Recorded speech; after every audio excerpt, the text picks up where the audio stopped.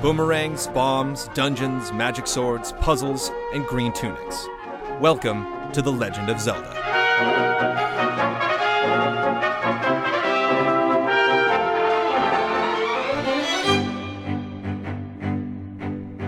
With 20 years of hit titles under its belt, the Legend of Zelda franchise has earned its right to be one of the most popular, influential, and critically acclaimed entities in all of video games. Selling over 47 million units, its familiar characters have become some of Nintendo's biggest icons. Created by Shigeru Miyamoto and inspired by his childhood, wandering the nearby forests of his hometown Kyoto, The Legend of Zelda made its debut in 1987 on the Nintendo Entertainment System. 8-bit gamers were introduced to the young Link, a quiet boy in a green tunic who set out on what would become a never-ending quest to rescue a princess named Zelda. Unlike other games of its day, The Legend of Zelda dropped you in the middle of a gigantic world that was open to explore. From an overhead view, you ventured through the fantastical realm of Hyrule, with no direction or guide. This unconventional structure made The Legend of Zelda one of the first free-roaming games ever created. It was up to you to decide where you wanted to go and what you wanted to do. You could journey into dungeons out of order. Some could only be reached with certain items like the raft, or would be extremely difficult to navigate with only 3 hearts and no bow, but it was up to you to make those choices. Luckily, the Nintendo Fun Club newsletter released a map of the overworld. While it outlined the land of Hyrule screen by screen, giving the players a sense of direction, it didn't take away from the sheer size of the game or its difficulty. The Legend of Zelda pioneered an advanced inventory system and introduced the ability to store dozens of different items used to solve puzzles or battle creatures in real time. Zelda was also the first console game to give players the ability to save their progress via battery-backed memory. This feature alone was a clear sign that the game could not be beaten in a couple of hours. It was one of the largest adventures to date, and held that title for some time afterward.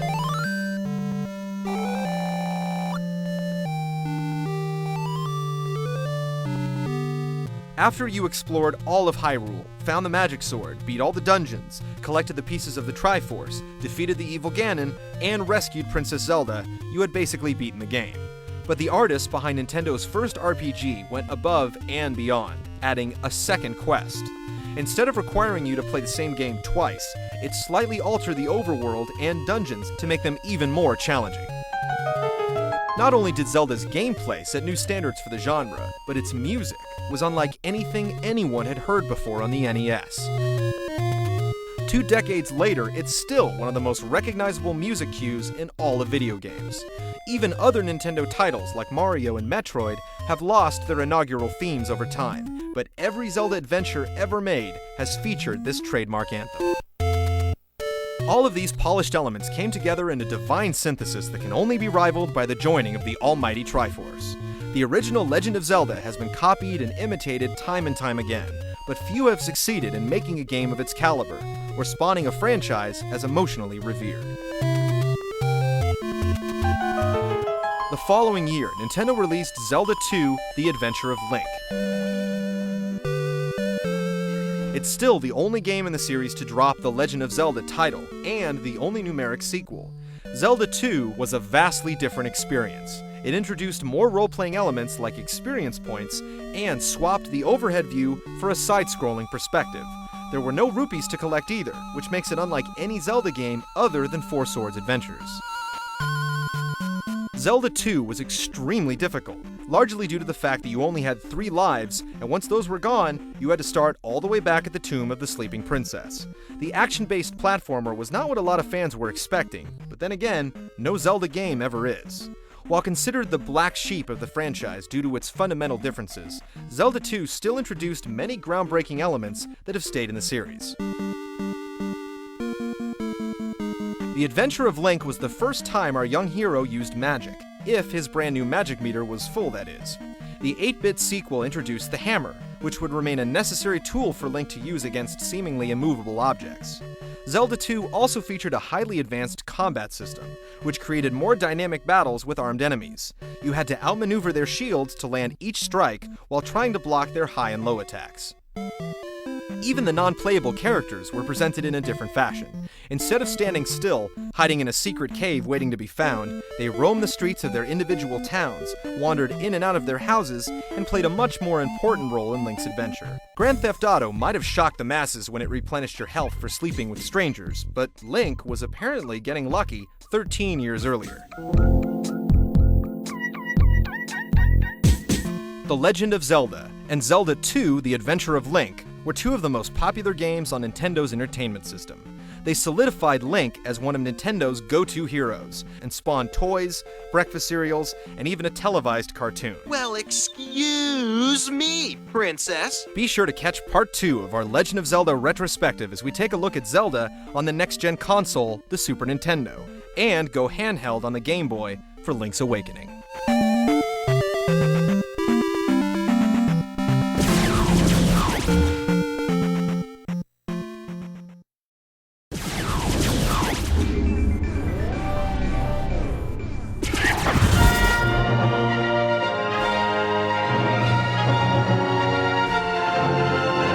Boomerangs, bombs, dungeons, magic swords, puzzles, and green tunics. Welcome to The Legend of Zelda.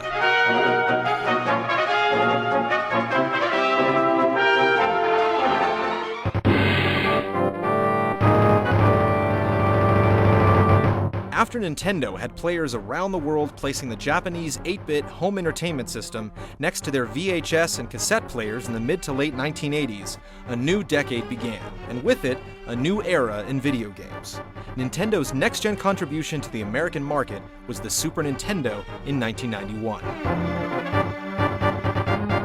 The system launched Nintendo's legacy of reinventing their franchises for a new generation, a technological leap that still captivates our imaginations today. The advanced system meant a new free-roaming kingdom of possibilities, and an updated continuation of Link's adventure was at the forefront of every Nintendo fan's mind. 1 year later, in 1992, the gallant sprite set out to destroy all 16 bits of evil in The Legend of Zelda: A Link to the Past.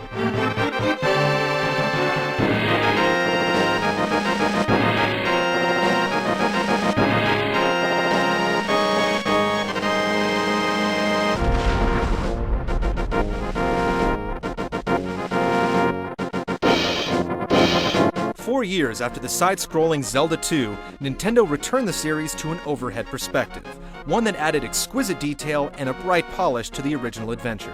The gameplay also seemed gleefully familiar, as you explored the overworld of Hyrule, slashing your way through each gridlocked environment. Your health meter was once again a row of hearts that could now be expanded by finding quarter pieces across the world map. Combining 4 of these would give you another vessel of life, enticing players to explore every nook and cranny in every area to raise their defense. The sequel once again pitted our trusted hero Link against the evil Ganon. Just when you thought you had caught up to him and Zelda was within your grasp, you learned that your eternal nemesis had been sealed away in an alternate dimension known as the Sacred Realm. This parallel universe mirrored Hyrule, but Ganon's evil powers had turned it into a horrible place. Link had to travel back and forth between these two worlds, making the game twice as big as expected, and introducing numerous realm-crossing brain teasers. This mission structure was so successful, it became a major part in several Zelda sequels and other Nintendo franchise releases to follow. Link apparently used his time away from consoles to work out a little bit, because he was much more flexible in the third installment. He could move diagonally, which doubled the directional possibilities, and he could pick up items for moving and throwing. When he was on his guard, he now had the "how did I ever survive without that" ability to attack sideways. Instead of only thrusting his sword forward, Link could stand up against multiple enemies with a move that evolved into a mainstay for future games. A Link to the Past also introduced new items, as fans had come to expect. These included the hook shot for grappling, Pegasus boots for dashing, and the Master Sword, the beloved blade of power that would become the Little Green Warrior's Excalibur. One innovation that added a new level to dungeon exploring, literally, was the addition of an upstairs or downstairs to most of the castles and underground interiors. Link could travel up and down each floor, often finding himself on the same screen twice as he took the high or low road back and forth. He would even fall through floors unexpectedly. This feature not only returned in numerous overhead sequels, but it was an interesting development that would one day become a full 3D experience on the N64.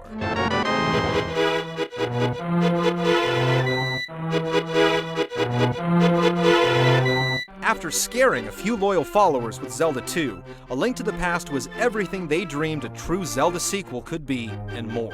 The bird's eye view returned, letting you view each room, town, forest, and enemy battle in its entirety. The combat was smoother, the environments were bigger, the graphics were prettier, and an arsenal of new items made finding each weapon a triumphant achievement.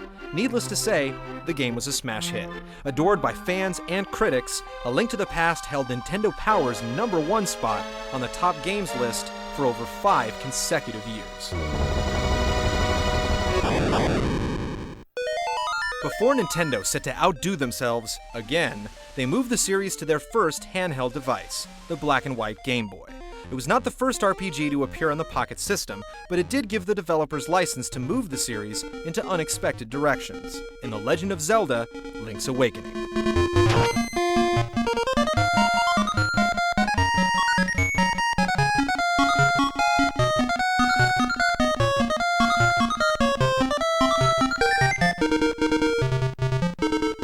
While sailing back to Hyrule after training abroad, Link was caught in a storm and shipwrecked on Koholint Island. The only way our hero could return home was by snapping the Windfish out of his never-ending slumber. Link's Awakening was the first Zelda game to be set outside of Hyrule, and the main Triforce storyline. Princess Zelda was only mentioned at the beginning, and subsequently stepped out of the spotlight as your primary objective. The on-the-go adventure was the first of the top-view games to feature jumping, a talent Link's cousin Mario had been perfecting for 12 years. This tossed platforming elements into the growing gameplay modes, and added another ability that would become vital when the camera eventually dropped down into the third dimension 5 years later. Link's Awakening was also the first in the franchise that allowed you to assign both buttons to different items, and neither had to be your sword. This opened up new puzzle possibilities like having to dash with the Pegasus boots and jump with Rock's feather. Side quests weren't something that Link hadn't seen before, as there was always much more to do in each Zelda game than you were required to, but the Game Boy exclusive introduced the first trading sequence. This involved meeting several NPCs and traveling to multiple scattered locations to unlock a bonus item, and it continued to beckon true adventurers, itching to find all there was to find on each map in the years and games to follow. Link's Awakening also had an unexpected comedic edge by being surprisingly self-aware. Characters would inform you how to save your game, and then explain that they had no idea what that meant. One character you met introduced himself, and then told you he'd be lost in the forest later on and asked you to keep an eye out for him. To go along with its goofball humor, the Game Boy release featured an uncanny amount of Mario character cameos. From Goombas to Chain Chomps to a Yoshi doll or a picture of Princess Peach, the fourth Zelda title was littered with famous Nintendo faces. And while some fans were shaken by the absence of color in the Zelda universe, the monochrome original returned in a DX version for the Game Boy Color in 1998. Like the console quest before it, Link's Awakening not only introduced new traveling tools that would become indispensable, it inspired future handheld ventures, like the dual cartridge Oracle of Seasons and Ages and the Minish Cap for the Game Boy Advance. It was also the first time Nintendo goers could take Link on the road thanks to the Game Boy's remarkable battery life. Considering how much there was to collect and conquer in each Zelda title, it made it that much more tempting to play when the device was tucked away in your backpack, front pocket, or custom carrying case.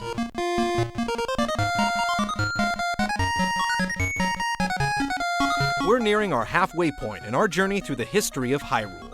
Keep your battle camera locked onto Part 3 of our Legend of Zelda Retrospective, as we explore Link's trek into the third dimension on the Nintendo 64.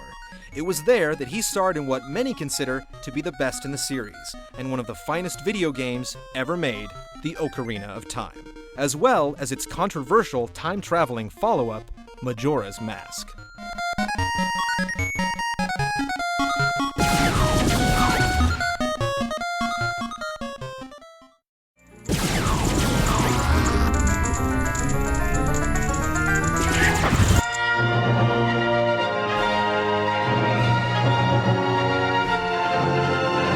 boomerangs, bombs, dungeons, magic swords, puzzles, and green tunics. Welcome to The Legend of Zelda.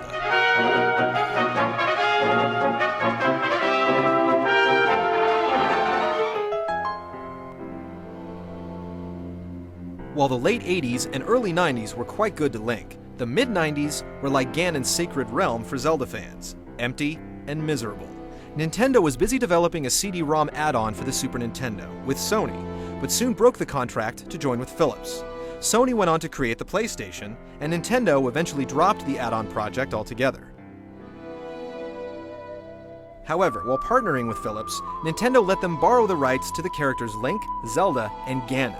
Philips went on to create its own CDI console and used its ticket to Hyrule to make 3 Zelda games: Link, The Faces of Evil, Zelda, The Wand of Gamelon, and Zelda's Adventures.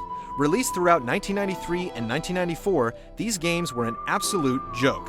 Nintendo took no part in developing them, and most fans wish they had never been made. Time slowly crept by for Nintendo fans as they crossed their fingers for Link's true return. It was clear that the industry would have to move into 3D, and everyone's favorite franchise friends would be forced to go with it. This was exciting, but given the unpredictable nature of the Zelda franchise, no one knew what to expect. When the Nintendo 64 was released in 1996, Mario's first appearance in 3D gave gamers a taste of the incredible adventure to come. 2 years later, that quest was dubbed the Ocarina of Time. Pre-ordering the 5th installment in the series guaranteed you a gold-colored cartridge, and a chance to experience the future of action role-playing. The moment gamers stepped out onto the main field and saw the sun slowly rise over Hyrule Castle, they knew Link's world would never be the same. While it felt like a completely new gameplay experience at first, longtime fans soon realized it was essentially the same game, but from a thrilling new perspective. All of the 2D elements were there. Hyrule was a massive open world, each town was full of NPCs for shopping and questing, and each dungeon was packed with hidden treasures and dangerous enemies. It was a formula Nintendo had been perfecting for over a decade, and it was an indescribable joy to see it play out in third and first person. Players had to rediscover and relearn the boomerang, the bow, and hookshot, as well as wield the Master Sword with unprecedented precision. Ocarina of Time introduced a revolutionary lock-on targeting system that meant no more aimless bow casting or sword swinging. Your faithful fairy, Navi, guided you through this new mode of combat by telling you where to look and describing things once you selected them. This new way to play became essential when your adventure introduced you to shielded and sword-wielding enemies, as well as several larger-than-life bosses with hidden sweet spots. Your updated arsenal was not complete without a few new entries, like the hidden passage-finding Lens of Truth and the ability to enchant your arrows with fire, ice, or light. Having already made a fashion statement with his signature green getup, Link could now try on a red tunic for fire protection and a blue tunic for breathing underwater. His ensemble could be further customized with boots for sinking into the abyss or gliding on air, a shield for reflecting light sources, and a giant sword that could not be broken. All of these were hidden somewhere in the game. But one of the biggest additions was revealed the moment you booted up Ocarina of Time. In the middle of the world map was Lon Lon Ranch, and trapped within its gates was a trusty companion that would become Link's inseparable pal. After a couple of trips around the track and a triumphant leap over the wall, the horse Epona was yours to ride. She would come when called, leap when able, and free Link up to use his bow and arrow while racing across the open countryside.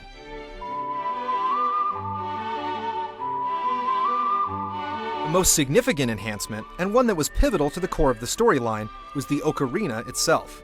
Legendary composer Koji Kondo returned to the Zelda series for the 4th time to score the N64 adventure, composing 10 unique themes that could be manually played by the players themselves.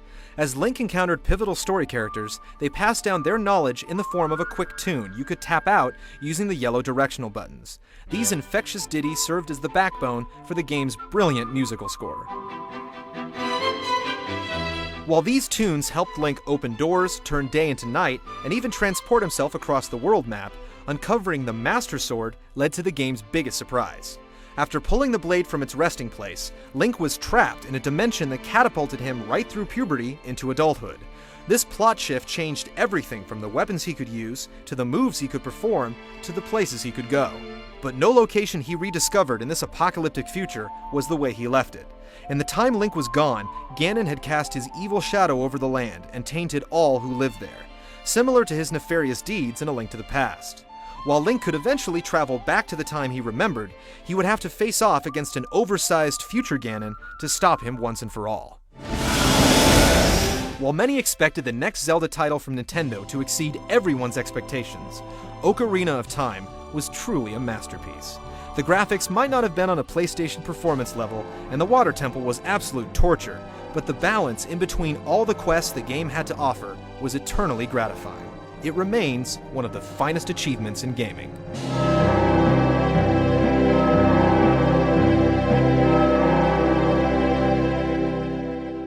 So how do you top that?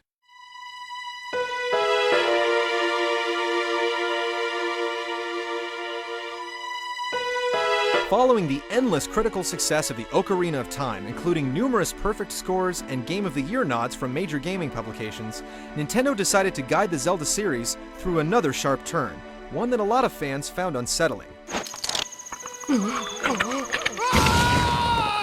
2 years later, Nintendo once again took Link out of Hyrule on another doomed vacation, and charged him with saving the time-trapped town of Termina in Majora's Mask. From the very beginning, fans were stripped of everything they had grown to love.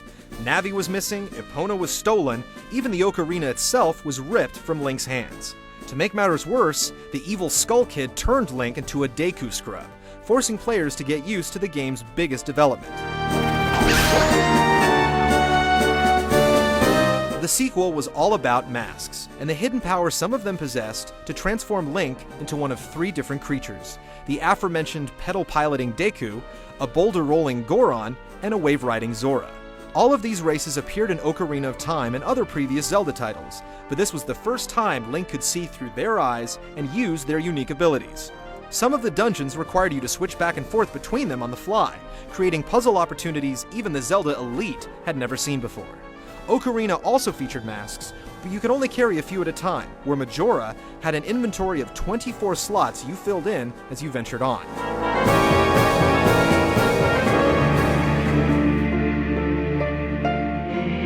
These transformations seem to replace Link's ability to become his older self, a detail some fans sorely missed.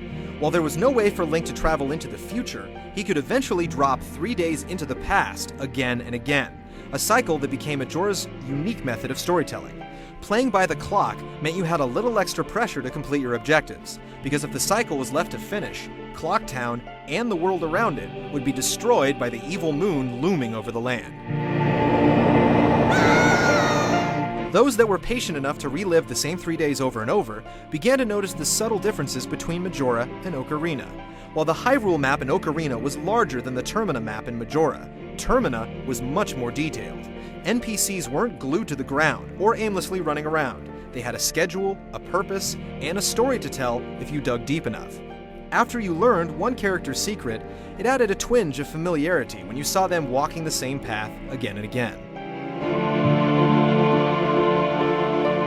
This also replaced the dimension-swapping gameplay that permeated the other Zelda titles. A Link to the Past and Ocarina of Time both featured dueling dimensions that you had to travel between several times.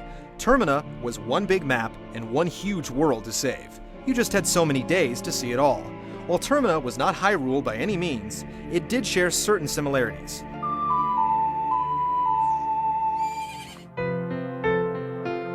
It was this fish-out-of-water feeling that made some fans uncomfortable. Lots of loyal Zelda followers were disappointed the sequel strayed so far from the formula, especially after Ocarina of Time had almost perfected it.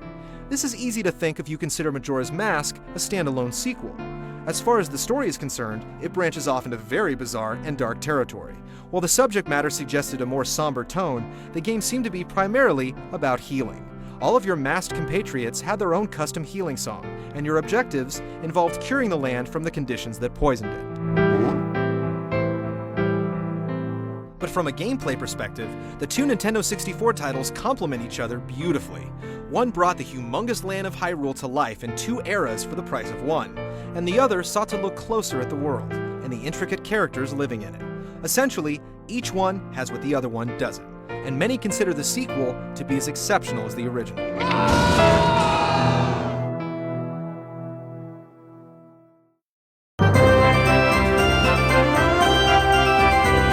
As we travel onward through our tour of Zelda's lineage, we come upon Nintendo's most financially successful console of all time, the Game Boy, which allowed Link to redefine how handheld RPGs were made, with his color adventure too big to fit into one cartridge, the Oracle of Seasons and Ages, and the GameCube and Game Boy Advance multiplayer crossover, Four Swords Adventures.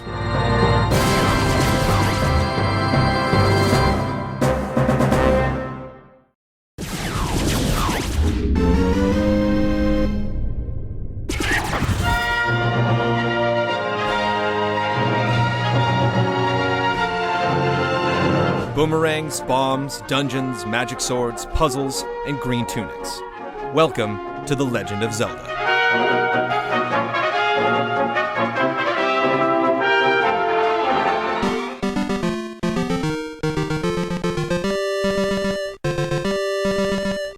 While Nintendo has helped pioneer dozens of gaming conventions that still influence the industry today, one of their trademark tactics is to cross their properties across multiple platforms and peripherals.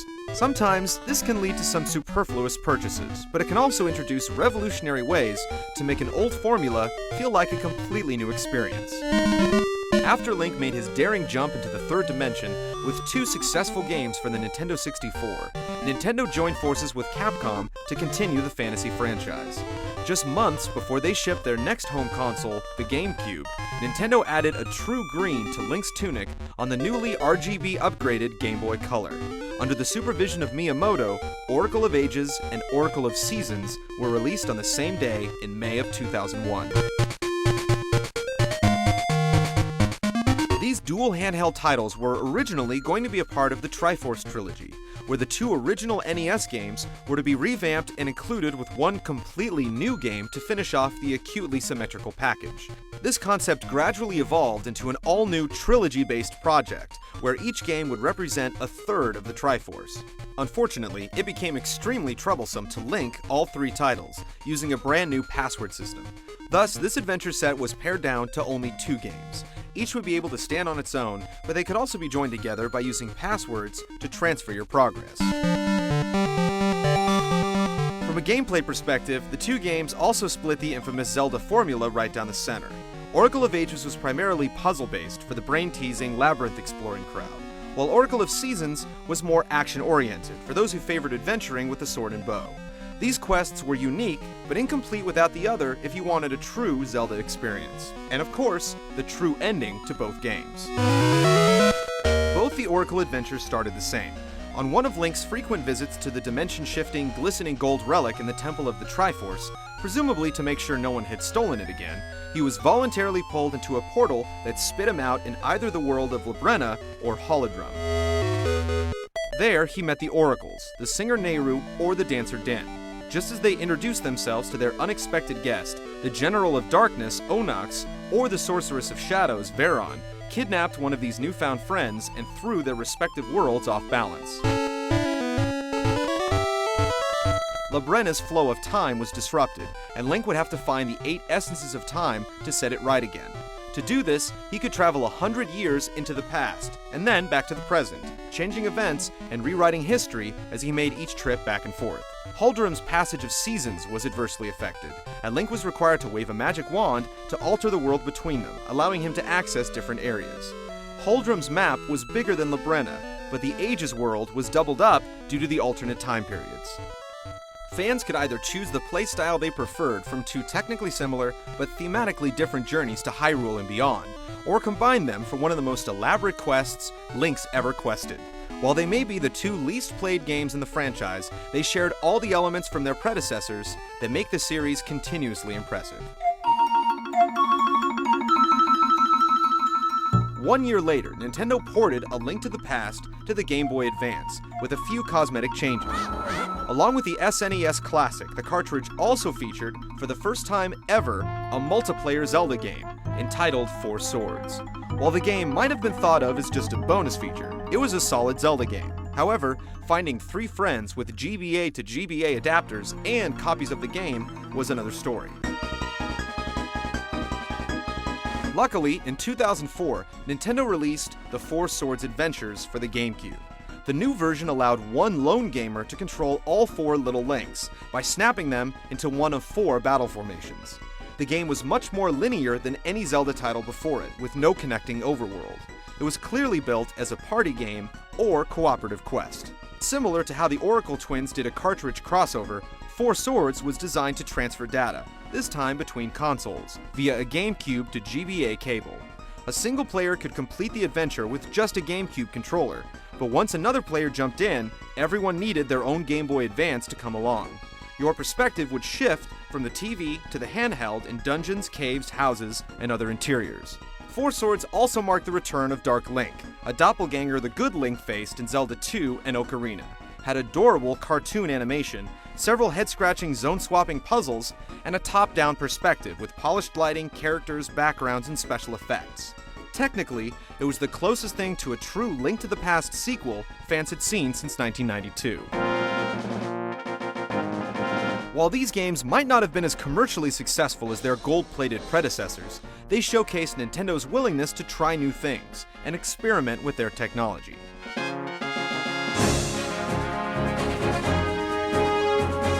Stay tuned as we follow Link's journey back to consoles with a brand new, unexpected look in The Wind Waker, and the penultimate example of Link's handheld prowess, the Minish Cap.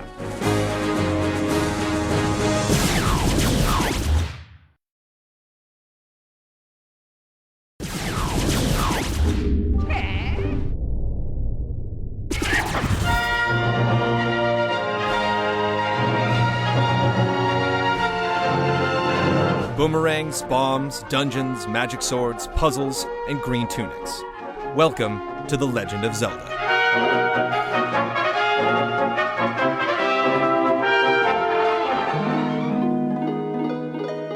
In August of 2000, at the Space World Expo, Nintendo unveiled the GameCube for the first time.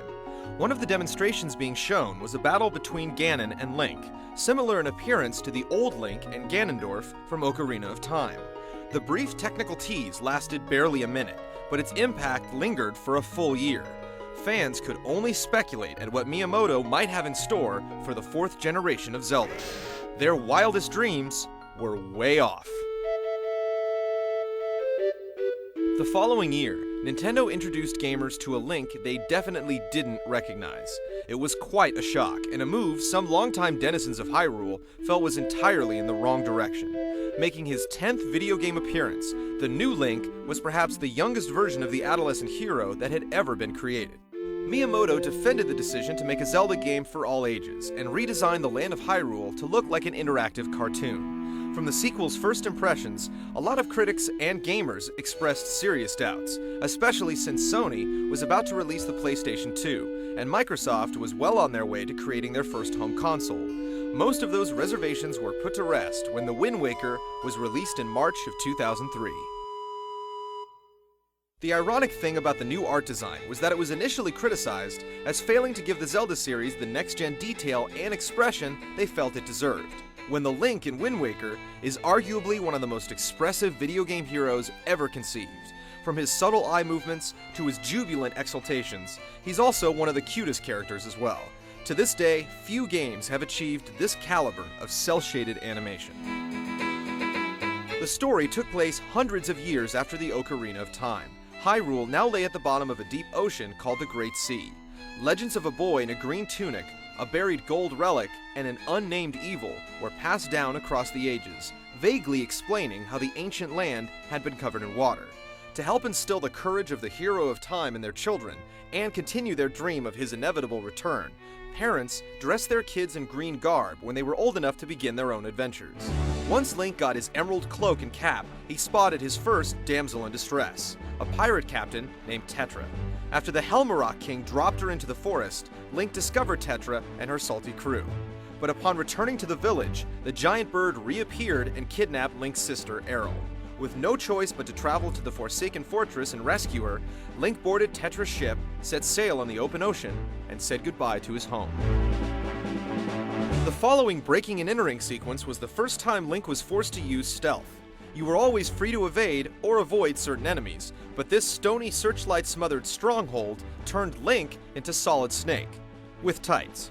He could pick up barrels and wear them as he tiptoed around, a strategy that was available to you throughout the rest of the game. After the rescue attempt went awry, Link was tossed out to sea and left for dead. Thankfully, he was saved by the King of Red Lions, a one-man sailing ship that gave plenty of wisdom and encouragement to the aspiring adventurer. Once you ran into town and picked up a sail, you could set out to rediscover Hyrule once again, even if most of it was hidden beneath the surface. On the way to Dragon Roost Island, players soon realized the unexpected power of producing environments so boldly beautiful, but technically simplified. It meant that unless you were visiting a major island for the first time, or entering a cave or dungeon, there were no loading times to break up the exploration, and draw distances that had to be seen to be believed. Cruising from one island to another was an astonishingly seamless experience, and the vast ocean was not only the biggest Hyrule ever produced, but one of the largest open game worlds players have had the privilege to explore. Unfortunately, the Red Lion was not a motorboat. With no self-propulsion, Link was completely reliant on the way of the winds. He had to go where they were going, and to swing the directional draft in his favor, he had to learn a brand new instrument. With the titular Wind Waker, Link could command the skies like he was conducting a symphony orchestra. The sheet music layout was similar to the Ocarina's playlist, but you could now change the tempo. The first leg of the Seafaring Quest charged Link with recovering 3 pearls. He then transported them to the Triangle Islands, revived the Tower of the Gods, and defeated the boss Godan to prove his worth. This revealed a beam of light that warped Link and the Red Lion King miles beneath sea level to the frozen ruins of Hyrule. Trapped in time, the castle was the final resting place of the Master Sword, and the palace, along with all the enemies within it, sprang to life once Link took the blade into his hands. With his familiar weapon, Link could now perfect Wind Waker's additions to the tried and true 3D combat system. You could still lock on and strafe around targets with ease, but the larger shielded characters would give off a signal when they were preparing to launch a heavy attack. When this happened, players could parry that advance, dashing around the enemy and attacking from behind. This gave you one more way to save your skin, and was necessary to free some of the larger characters of their armor. After fighting his way back to the surface, Link soon realized that Ganon still lived. Tetra was actually Princess Zelda, and the King of Red Lions was really the King of Hyrule, who hadn't appeared in a Zelda title since A Link to the Past.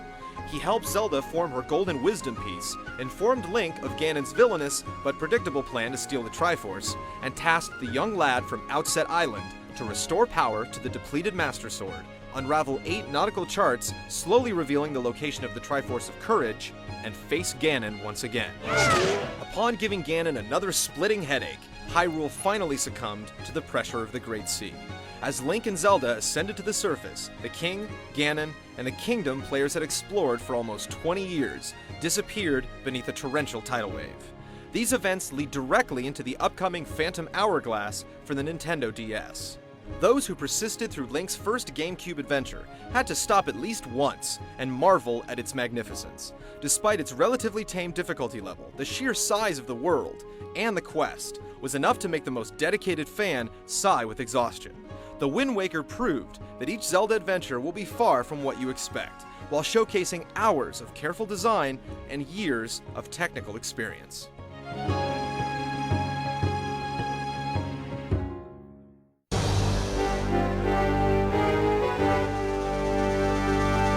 After the Wind Waker, the Nintendo faithful knew they would have to wait a while for the next epic console journey through Hyrule, or wherever Link would find himself next.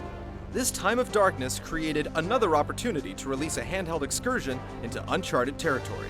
Handheld technology is usually a generation or two behind the consoles, so the Game Boy Advance was able to generate environments similar to the Super Nintendo. Adding several layers of depth to the detailed sprite design from A Link to the Past, the Minish Cap was released in the beginning of 2005.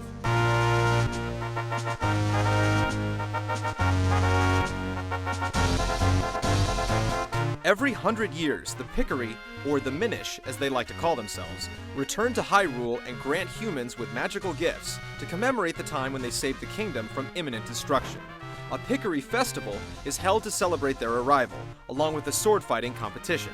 But when the victor Vaati receives his prize, the Pickery sword, he destroys it and turns Princess Zelda into stone.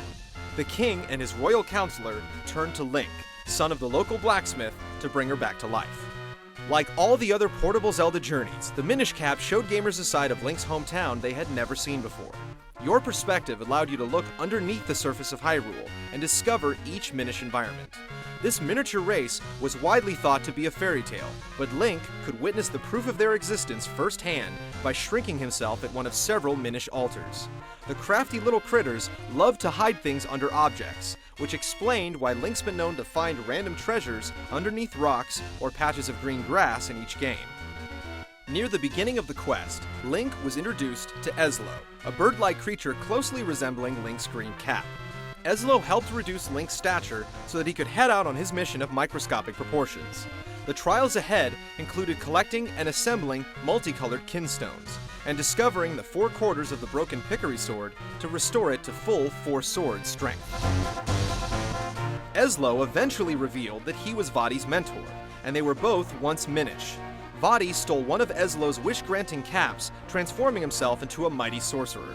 He then morphed Ezlo into his current state and became drunk with power. Link's fight to save the Light Force led him through the tiniest cracks and biggest dungeons in Hyrule, through an Alice in Wonderland tale that only the action RPG wizards at Nintendo could realize. Vaati was eventually destroyed, Hyrule was saved, and the doorway to the Minish world was closed. This ended the last Link adventure ever created. No Zelda title has been released in almost 2 years.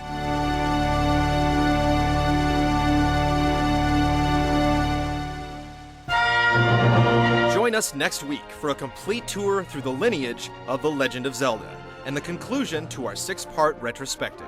In the final installment, we'll follow each game chronologically through the history of Hyrule, shedding light on the hidden connections between each title, and taking in one of the most successful video game series of all time, from start to finish.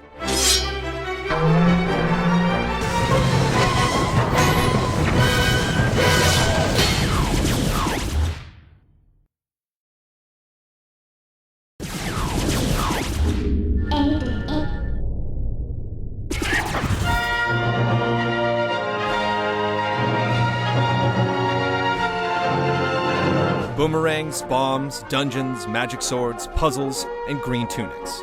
Welcome to The Legend of Zelda.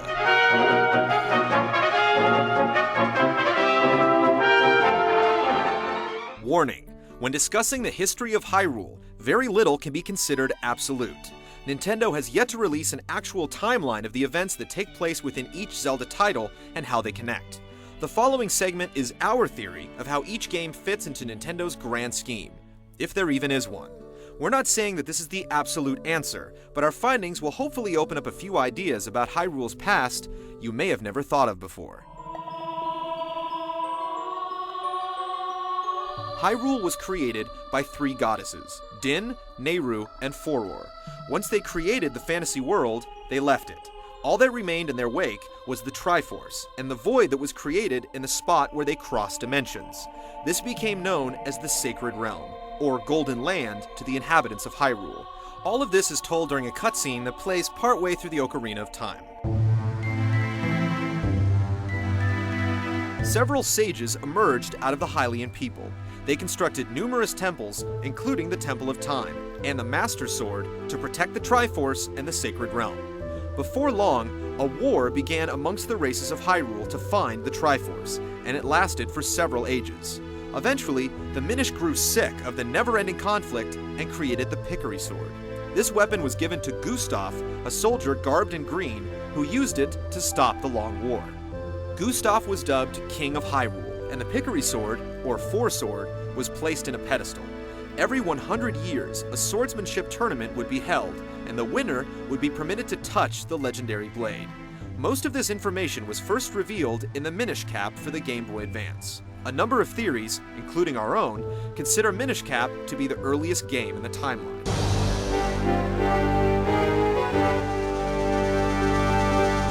A couple of notions from the game itself support this. The opening speaks of the Pickery giving their sword to the hero of men, not the hero of time. This turns out to be Gustav, who wore a green tunic but no hat. Our Link at the beginning of the story wears green but is hatless as well. Eslo, the malformed mage who catches a ride on Link's head throughout the adventure, crowns the lad with his own green cap once the wizard returns to his original form. Eslo says it suits Link, and the emerald cap would go on to become a staple of the heroes of Hyrule. The second game, which is similarly placed throughout multiple fan-created backstories, is the Ocarina of Time.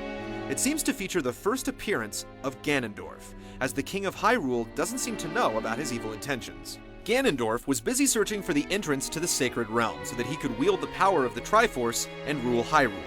But after years of finding nothing, he decided to trick the king into helping him. Every other Zelda title, except for Minish Cap and Majora's Mask, has mentioned Ganon in some way, shape, or form. If these adventures are chronological, Ocarina would have to be second in line. In 1998, Miyamoto also stated that the Ocarina of Time is the first story. This was about 6 years before the Minish Cap was released. After Ocarina, however, things get a little foggy. Majora's Mask obviously follows it, but after that, we've seen a surprising amount of variation. Some ideas end with the Wind Waker, and some with the original 8-bit games.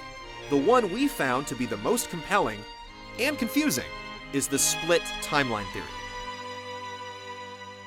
It begins to drastically shift the legend directly after Ocarina of Time. The theory argues that 2 different Hyrules were created at the end of that game. You defeat Ganon as adult Link and speak with adult Zelda afterwards.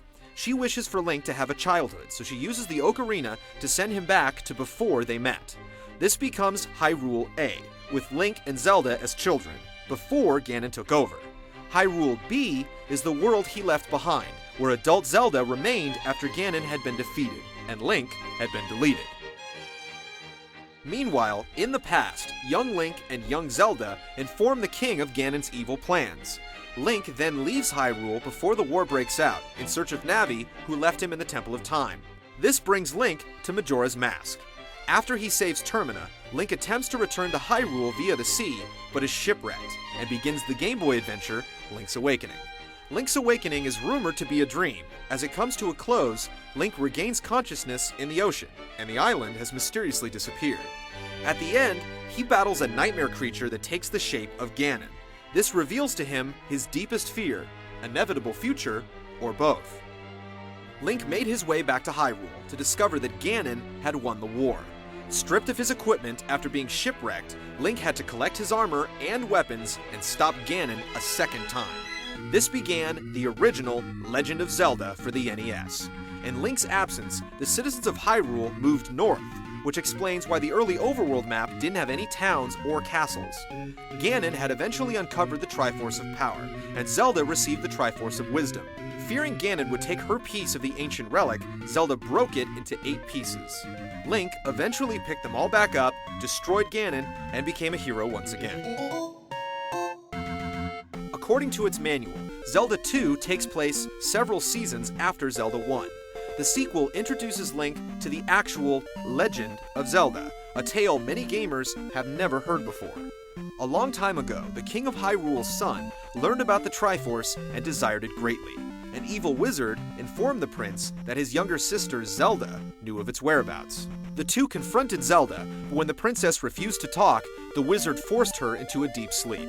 Overcome with power, the wizard died in the process, leaving the prince guilt-stricken over betraying his own blood. He had his sister moved to the North Castle altar and declared that every daughter born into the royal family shall be named Zelda. This event predates the Minish Cap, but occurs after the events of King Gustav. This clears up a bit of the confusion gamers feel when they keep encountering characters with the same name. Link learned all of this when he headed north to rediscover Hyrule in Zelda 2. The princess trapped in a deep sleep was none other than the original Zelda, placed there by her brother years before. Link hunted for the Triforce of Courage, prevented the return of Ganon, and pulled this original Princess Zelda from her eternal slumber. Soon after Zelda 2 is the Four Swords adventure, with either a new Link and Zelda, or the same duo that first met during the Ocarina of Time. It's clear the multiplayer journey takes place after the Minish Cap, because it begins with the villainous Vaati trapped within the Pickery Sword. But it definitely took place before A Link to the Past, because once he's revealed as Vaati's puppet master, Ganon acquires the Trident of Power, which he then uses on the Super Nintendo. A Link to the Past speaks of an evil that had been sealed away by the sages, which would lead one to assume that the Super Nintendo quest takes place during Hyrule B, the timeline that began once the sages had sealed the evil, and Zelda had been left behind in a world with a sealed Ganon and no Link. But one could also assume that young Link told the king of his adventure after he traveled back in time.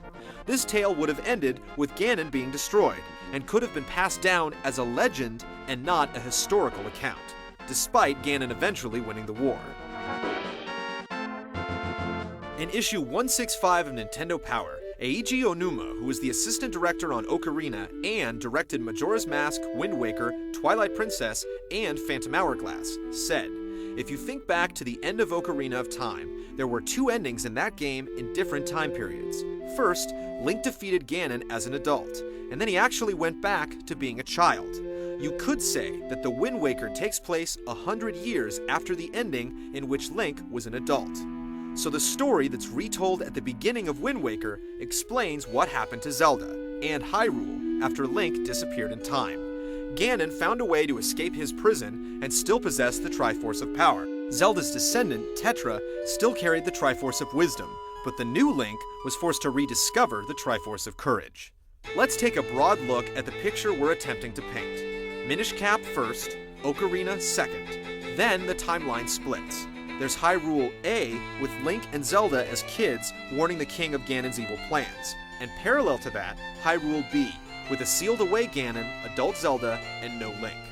Hyrule A leads to Majora's Mask, Link's Awakening, Zelda 1, Zelda 2, Four Swords, and then A Link to the Past. Hyrule B leads to Wind Waker. But we're missing two games, Oracle of Ages and Oracle of Seasons. These titles lend themselves to this split timeline theory best of all. They were released on the same day and begin pretty much the same way. Link goes to check on the Triforce via different routes, however. The theory speculates that these games are taking place at the exact same time, just in two different Hyrules. Both games begin with the Triforce in its resting place. The previous games for both timelines have presumably reset the Triforce. Both Ages and Seasons deal with someone trying to resurrect Ganon. Does this solidify the split timeline theory? We're gonna leave that up to you to decide. We're not sure which Game Boy Color adventure takes place in which timeline, but we've speculated that both games occur at the end of each, or at least the end of the story that's been told so far. That was fun, but we also have two brand new Zelda games coming out that could totally shatter this and all other theories. What we do know is that Phantom Hourglass takes place after Wind Waker. As long as the game doesn't resurrect Ganon or disturb the Triforce, it fits in this timeline with no problem, and we can't wait to get our hands on it. The real question is, where does Twilight Princess fit? And will it connect any of these dots?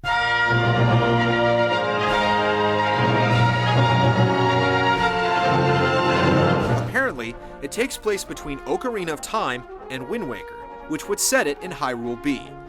We have yet to play through the entire game, so plenty of questions still remain. It seems that a strange darkness is trying to consume Hyrule and Zelda. Could this darkness be trying to destroy the princess due to the split she caused by returning Link to his childhood? Or is it just Ganon trying to make his evil return? Will Hyrule ultimately be flooded in the end, giving birth to Wind Waker's Great Sea? The ending of Twilight Princess could dramatically disprove all of these ideas, but we were eager to collect them and assemble our theory of how Hyrule happened, especially after looking back at this groundbreaking franchise. Thanks for joining us on our 6-part retrospective on The Legend of Zelda. We look forward to discussing and debating multiple timelines and dimensions as Nintendo continues one of the greatest fantasy adventures of all time.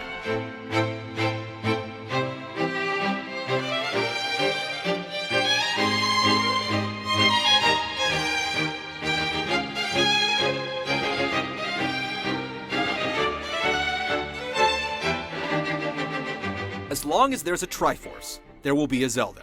As long as there's a prosperous kingdom, there will be an evil bent on destroying it. And as long as there's an oppressive force threatening Hyrule, there will be a boy in a green tunic, silver shield, and magic blade to stand against it.